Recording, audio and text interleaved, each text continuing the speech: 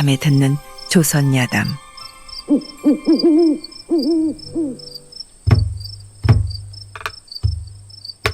옛날 어느 고을에 정직하고 성실한 비단장수 하나가 있었지요. 그는 비단 보찜을 짊어지고 이 고을 저 고을을 떠돌며 장사를 했는데 비단결만큼이나 정갈한 말씨와 사근사근한 성미로 장에 나갈 때마다 사람들의 신임을 받았더랬습니다. 그날도 아침 일찍부터 짐을 짊어지고 산을 넘고 들을 지나 장터를 돌다 보니 어느새 해가 중천에 떠올랐지요. 땀으로 흠뻑 젖은 장수는 나무 그늘도 없는 외진 길과 허름한 묘 앞에서 다리에 힘이 풀려 주저앉았습니다. 그는 짐을 풀고 그만 그 자리에 비스듬히 누웠는데 산바람이 불어오자 눈꺼풀이 천근만근 무거워졌습니다. 그렇게 그는 어느새 깊은 잠에 빠져들고 말았던 것이죠. 해가 서산에 걸릴 무렵 비단장수는 머리를 천천히 들며 잠에서 깨어났습니다. 뜨거웠던 햇살은 온데간데 없고 서늘한 바람이 묘 앞 들판을 가르며 불어오고 있었죠. 그는 천천히 눈을 비비며 허리를 펴고 자리에서 일어났는데 어딘가 허전함이 느껴졌습니다. 등 뒤를 돌아본 순간 그는 입을 다물지 못했습니다. 분명히 자신이 깔고 누웠던 비단 보찜이 바로 그 자리에서 사라져 있었던 것이죠. 세상에 그 무겁고 두툼한 보찜이 감쪽같이 사라졌다니. 비단장수는 사방을 두리번거리며 두 발로 허겁지겁 묘 언저리를 돌아다녔습니다. 혹시나 하는 마음에 풀숲도 뒤지고 흙바닥에 남은 흔적이 없을까 살폈지만 인적도 발자국도 아무런 자취도 없었습니다. 어안이 벙벙해진 비단장수는 그 자리에 그대로 주저앉아 한숨을 내쉬었습니다. 하는 수 없이 비단장수는 인근 고을의 관아를 찾아갔습니다. 장터를 몇 날 며칠 떠돌며 번더니 한순간에 사라졌다는 생각에 그의 얼굴엔 핏기가 없었고 옷자락은 땀과 먼지로 범벅이 되어 있었지요. 관아 앞에 이르자 비단장수는 무릎을 꿇고 이마를 땅에 닿게 절을 올린 뒤 가쁜 숨을 고르며 떨리는 목소리로 억울함을 호소하였습니다. 소인은 분명 묘 앞에서 잠들었고 깨어나 보니 보찜이 사라졌사옵니다. 해가 중천에 떠서 너무나 지쳐 잠시 눈을 붙였을 뿐인데 일어나 보니 제 전 재산인 비단이 감쪽같이 사라졌사옵니다. 어디로 간 흔적도 없고 주위엔 사람 그림자 하나 없었사옵니다. 억울한 마음을 풀 길이 없어 부득이 일이 달려온 것이오니 원님께서 살펴주시길 간청드리옵니다. 원님은 팔짱을 끼고 턱을 쓰다듬으며 한참을 눈을 감고 생각에 잠겨 있더니 갑자기 코웃음을 흘리며 입을 열었습니다. 이놈아, 참말로 주저리 말이 많구나. 뭐 내 억울한 사정이야 알겠는데 내가 무슨 점쟁이더냐? 보찜이 혼자 걸어 나갔을 리는 없을 테고 그러면 내 놈이 누웠던 묘 앞엔 뭐가 있었느냐? 귀신이라도 봤느냐? 아니면 산짐승이 다녀간 자국이라도 있었느냐? 비단장수는 머뭇거리며 말했습니다. 묘 앞엔 양옆으로 망주석 2개가 서 있었사옵니다. 그 말에 원님은 이마를 극적이며 슬며시 웃더니 갑자기 벌떡 일어나 손가락으로 관속들을 가리키며 호령을 내리기 시작했습니다. 이런 그 망주석이란 놈이 딱 봐도 수상쩍구나. 비단 보찜이 사라졌다는데 말 한마디 없이 꼿꼿이 서 있다니 딱 도둑놈이 아니고 뭐겠느냐? 그놈이 혀를 끌끌 차며 웃지 않았을까 싶다. 당장 새끼줄 가져다가 그놈 꽁꽁 묶어서 관아 앞으로 끌어오너라. 내가 직접 죄를 따져보마. 관속들은 눈을 휘둥그레 뜨고 서로를 멀뚱히 쳐다보며 속삭였습니다. 진짜로? 망주석을요? 아니, 우리 원님 또 시작이시네. 하지만 명은 명이라 이내 관속들은 이에 원님의 명이지요 하며 허둥지둥 새끼줄을 들고 밖으로 달려나갔고 어떤 관속은 숨을 헐떡이며 중얼거렸습니다. 이 일을 어찌 설명해야 하나? 도를 죄인이라 하시다니. 이 기이한 명령은 바람보다 빠르게 장터 끝까지 퍼졌지요. 마을 사람들은 하나둘 관아 마당으로 모여들었고 저마다 수군대기 시작했습니다. 이런 재밌는 일은 100년에 한 번 있을까 말까지. 진짜 보기 드문 구경거리로세.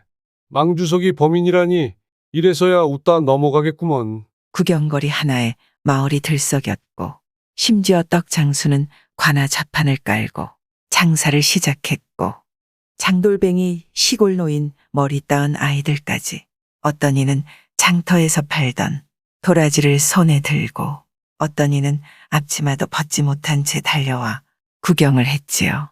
망주석이 말이라도 하면 내 떡을 다 주겠네. 망주석이 범인이라니 이게 무슨 자다가 봉창을 두드리는 소리여. 관아마당은 어느새 시장보다 더 시끌벅적한 풍경이 되었습니다. 한편 관속들이 명을 받고는 어정쩡한 걸음으로 산기슭 묘지 앞으로 향했습니다. 진짜 저걸 먹는단 말이오? 원님 눈빛 봤지? 어기적대다간 우리 목이 날아가겠소. 수군거리며 도착한 그들은 망주석을 새끼줄로 꽁꽁 묶고 수레에 실어 관아로 끌고 왔지요. 길 가던 이들도 발길을 멈추었고 아이들은 장난감이라도 구경하듯 뒤따르며 깔깔 웃었습니다. 그리고 관아 마당에 망주석이 도착하자 마을 사람들은 눈이 휘둥그레졌습니다. 정말 저걸 끌고 왔어. 이거야말로 벼락 맞을 풍경 아니냐? 그때 멀리서 누군가 관아 안으로 뛰쳐오는데 그는 묘지의 주인이었지요.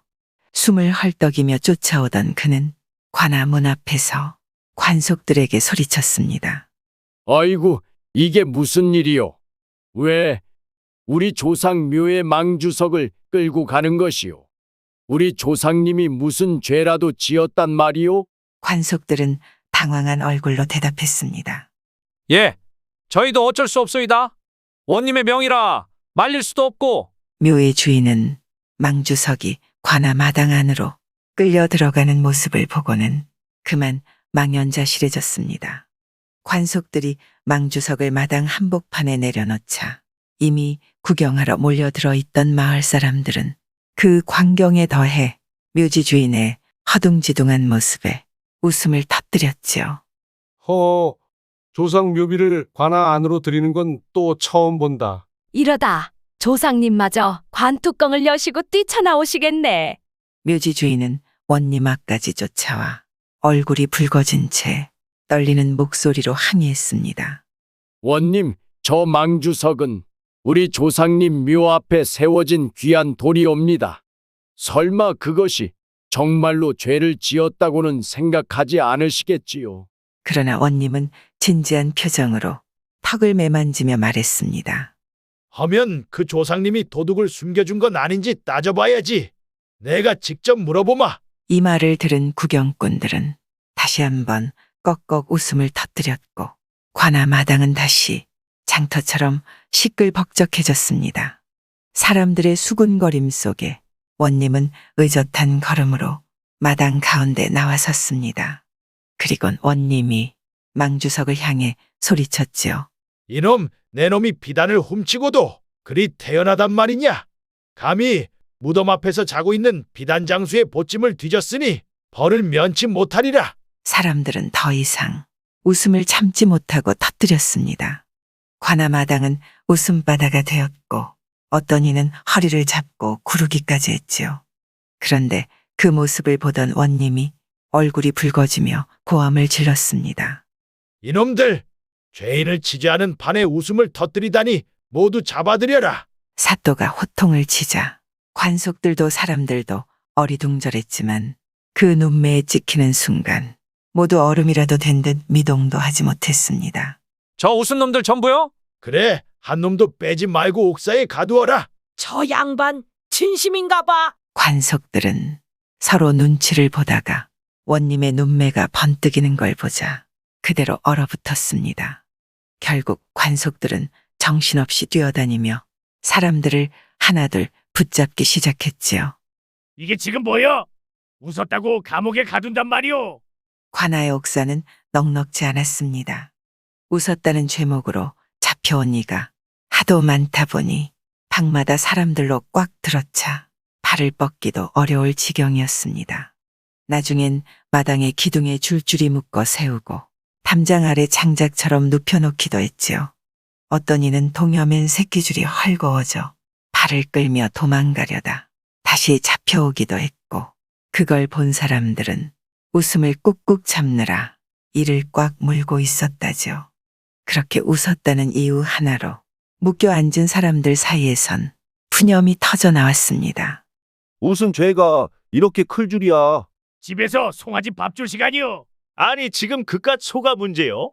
오늘이 우리 아버지 제삿날인데 이거 참 큰일이네. 저녁 무렵이 되자 모두가 상황의 심각함을 실감하며 고개를 떨궜고 관아마당은 한숨으로 가득 찼습니다.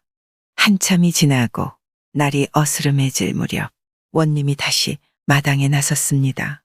원님은 허리춤에 손을 얹고 좌우를 훑어보며 말했지요. 이놈들 무슨 죄로 옥살이하게 생겼으니 다들 정신이 번쩍 들었겠구먼.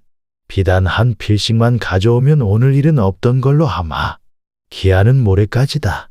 그리 하겠느냐? 말이 떨어졌지만 묶여 앉은 사람들은 서로 눈치만 볼 뿐 아무도 선뜻 대답하지 못했습니다. 그러자 원님이 다시 버럭했습니다. 그래, 말이 없으면 계속 이대로 있는 게로구나. 그제야 여기저기서 다급한 목소리가 터져 나왔습니다. 하겠습니다, 원님. 비단 한 필 바치겠습니다. 제발 풀어주십시오. 2번 다시는 안 웃겠사옵니다. 원님은 흡족한 듯 고개를 끄덕였고 관속들은 하나둘씩 줄을 풀기 시작했습니다. 사람들이 풀려나자마자 관아 마당은 순식간에 벌집 쑤신 듯 분주해졌습니다. 줄에 묶여 있던 이들이 풀려나오자마자 서로 앞다투어 비단을 구하러 뛰쳐나갔지요. 누구는 장터로 누구는 산 너머 외딴 집까지 내달렸습니다. 이놈의 세상에 웃다 옥살이 할 줄 누가 알았겠소. 살아서 나왔으면 된 거지. 어서 비단부터 구하러 가세. 그러던 중 누가 서신의 집에서 비단을 판다더라 하고 외치자 그 말은 불씨처럼 퍼졌습니다. 사람들은 처음엔 어리둥절해했지요. 서씨? 그 집은 대대로 약초 캐던 집 아닌가? 맞아. 맨날 산에 쑥 캐러 다니던 사람인데.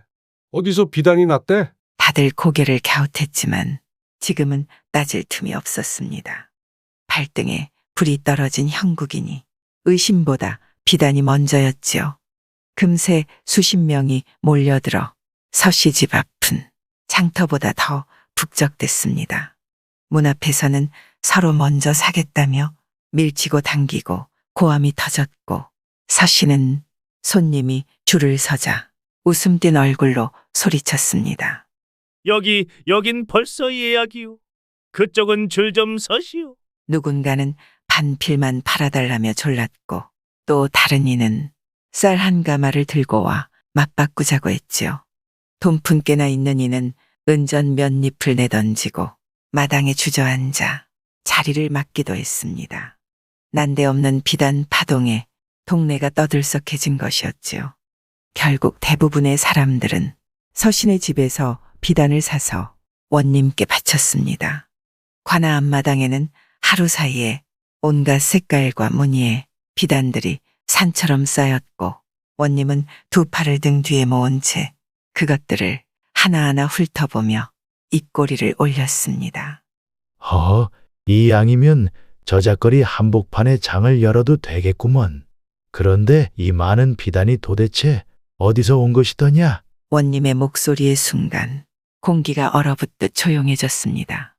사람들은 서로를 힐끔거리며 눈치를 보았고 몇몇은 아랫입술을 깨물며 고개를 숙였습니다. 다들 서씨 집에서 샀다고 하옵니다. 그 서씨는 대체 누구더냐? 약초 팔던 서씨인가? 비단이 어디서 났다는 말이냐? 원님의 눈썹이 꿈틀하자 관속들이 벌써 움직이기 시작했고 마당에 있던 사람들의 시선이 하나둘 서씨 집을 향하기 시작했지요. 관속 둘이 서씨 집으로 달려가 그를 붙잡아 관하로 끌고 왔습니다. 마당으로 끌려 들어온 서씨는 처음엔 어리둥절한 표정을 지었으나 곧 원님의 얼굴을 보는 순간 얼굴빛이 하얗게 질렸지요. 사람들의 시선이 일제히 그를 향하자 그는 괜히 멀뚱히 하늘을 올려다보며 아무렇지도 않은 척했지만 이미 입술은 바짝 말라 있었고 손은 덜덜 떨리고 있었습니다. 발끝을 가지런히 모으고 어깨를 움츠린 채 눈치를 보던 서씨의 모습에 마당에 모인 사람들 사이에선 킥킥대는 웃음과 함께 수군거림이 번졌습니다. 도둑이 제발 저린다더니 딱 저 꼴이지 뭐야. 그때 원님이 자리에서 천천히 일어나 서씨 앞까지 걸어왔습니다. 이봐, 내가 약초를 캐다가 비단까지 캤단 말이냐? 자, 어디서 그 많은 비단을 얻었는지 말해보거라. 서씨는 침을 꿀꺽 삼키고는 고개를 푹 숙였습니다. 소인은 그저 묘 앞에 놓은 장수를 보고 욕심이 생겨 그 보찜을 몰래 가져온 죄인이옵니다. 처분만 바라옵니다. 이 말이 떨어지자 마당엔 정적이 흘렀고 이내 사람들의 탄식과 수군거림이 뒤섞이며 퍼져나갔습니다. 관속들은 서둘러 서씨를 결박하였고 원님은 손을 내저으며 관속들에게 명하였습니다. 그 비단들 전부 비단장수에게 돌려주거라. 제 잃었던 물건이니 제품으로 돌아가야 옳지. 관속들이 조심스레 비단을 비단장수에게 넘기자 비단장수는 두 손으로 그것을 꼭 껴안고 한참을 말없이 서 있었습니다. 그리곤 이내 눈시울이 붉어지더니 허리를 굽혀 원님께 절을 올렸습니다. 천은 같으신 은혜를 입었사옵니다. 원님은 손을 내저으며 웃었습니다. 내가 한 일은 그저 진실을 밝혔을 뿐이니 앞으로는 더 부지런히 장사하여 잘 살 거라. 사람들은 원님의 재치와 공정함에 감탄하며 저마다 두 손을 모아 절을 했고 마당은 따뜻한 탄성과 박수 소리로 가득 찼습니다. 그날 이후 고을 사람들 사이에서는 원님의 재치와 공정함에 대한 이야기가 두고두고 회자되었지요. 누군가는 말했습니다. 도둑도 웃음도 다스릴 줄 아는 분이 계시니 이 고을이 편안한 게지. 원님은 그 말을 들을 때마다 손사래를 치며 말하곤 했습니다. 허허, 나는 다만 비단 하나 잃은 사내를 위해 망주석 한 쌍을 잠시 초대했을 뿐이라네. 그렇게 사람들은 오늘도 그 원님을 하늘같이 우러러보며 평안한 하루를 살아갔답니다. 해변의 오금, 옛날 옛적 어느 한적한 마을에 학식 높고 성품이 고든 군자 한 분이 살고 있었죠. 이 군자에게는 혈육이라곤 조카 하나뿐이었습니다. 조카는 일찍이 부모를 여의고 가난하게 살아왔고 30이 넘도록 장가도 들지 못한 채 힘겹게 삶을 이어가고 있었죠. 어느 날 조카는 가까스로 혼처를 얻었으나 혼례는 코앞이고 잔치를 치를 형편은 안 되었더랬습니다. 고민 끝에 조카는 삼촌을 찾아가 고개를 조아리며 말했습니다. 삼촌, 염치 없지만 장가를 들게 되었습니다. 그러나 살림이 워낙 궁해 잔치 한 상도 차리기 어렵습니다. 그러나 군자는 그저 옛 성현들의 도리를 말할 뿐 돈 이야기는 꺼내지도 않았습니다. 조카는 마음 한구석이 실망스러웠지만 그날 하룻밤 묵어가기로 하고 말없이 지내려 했지요. 다음 날 아침 삼촌은 뜬금없이 말했습니다. 너 오늘 나랑 바람이나 쐬러 가자. 조카는 당황했지만 혹시 무슨 뜻이 있나 싶어 따라 나섰습니다. 둘은 먼 길을 걸어 바닷가에 이르렀죠. 군자는 하루 종일 말없이 파도를 바라보기만 했고 조카는 그 옆에서 속만 태우며 날이 저물기를 기다렸습니다. 해가 뉘엿뉘엿 지자 군자가 말했습니다. 이제 집으로 가자. 그러고는 바닷가에 수북이 쌓인 검은 돌무더기를 가리키며 말했지요. 저 돌멩이들 중 마음 가는 대로 가져가거라. 조카는 기가 막혔지만 말없이 작은 돌 하나만 집어들고 군자와 함께 집으로 돌아왔습니다. 다음 날 아침 짐을 챙기려는 조카에게 군자가 말했습니다. 혼례를 치러야 하지 않느냐? 어제 내가 가져온 돌은 오금이다. 장에 가서 팔면 은이 나올 게야. 조카는 깜짝 놀라 돌을 팔러 나갔고 정말로 혼례 비용에 딱 맞는 돈을 손에 쥐게 되었습니다. 순간 조카는 속이 쓰렸죠. 이럴 줄 알았으면 더 크고 무거운 걸로 몇 개쯤 가져올 걸. 그러나 곧 고개를 떨구며 혼잣말했습니다. 내 복이 요것뿐이죠. 그 후 조카는 그 돈으로 소박하게 장가를 들고 성실히 일하며 살아갔습니다. 그는 욕심 대신 믿음을 택한 선택을 평생 후회하지 않았다고 하죠. 헌데 이 이야기에는 또 다른 갈래가 있습니다. 같은 마을에 살던 조카의 사촌, 이름하여 만복이라 하는 자는 이 이야기를 전해 듣고 눈을 번뜩였죠. 어금이라 그 돌을 더 많이, 더 크게 가져왔다면 큰 부자가 되었을 터인데. 그리하여 만복은 나를 잡아 직접 그 바닷가로 향하였습니다. 큰 바구니 2개를 챙겨와서는 바닷가의 검은 돌들을 한껏 담았지요. 허리와 어깨가 휘청거릴 정도였으나 그는 뿌듯했습니다. 그러나 마을로 돌아오던 중 큰 강을 만나게 되었지요. 평소엔 얕은 물길이었으나 그날따라 비가 내려 물이 불어나 있었습니다. 만복은 수레를 밀며 강을 건너려 했으나 물살이 거세게 밀려와 수레가 휘청거렸고 그 안에 실린 돌들이 하나둘씩 물속으로 빠지기 시작했습니다. 급히 붙잡아 보려 했지만 발을 헛디뎌 엉덩방아를 찧었고 그 사이 수레는 뒤집혀 강물에 떠내려가 버렸지요.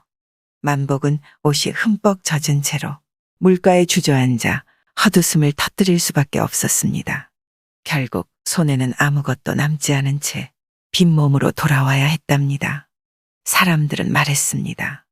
복은 때 맞춰 누리는 것이지 억지로 쥔다고 다 제 것이 되는 건 아니지요. 며칠 뒤 군자는 만복을 조용히 불러 말했습니다. 복이라는 것은 욕심의 그릇으로 담는 것이 아니네.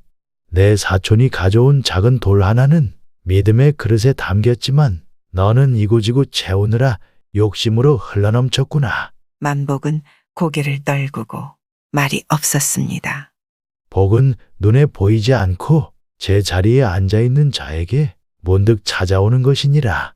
억지로 옮기고 쌓는다고 오는 게 아니지. 그 말에 만복은 깊이 깨닫고 다시는 헛된 욕심을 부리지 않았으며 땀 흘려 밭을 갈고 정직하게 살아가며 오랜 시간이 흐른 뒤에야 조용한 복이 찾아왔다고 합니다.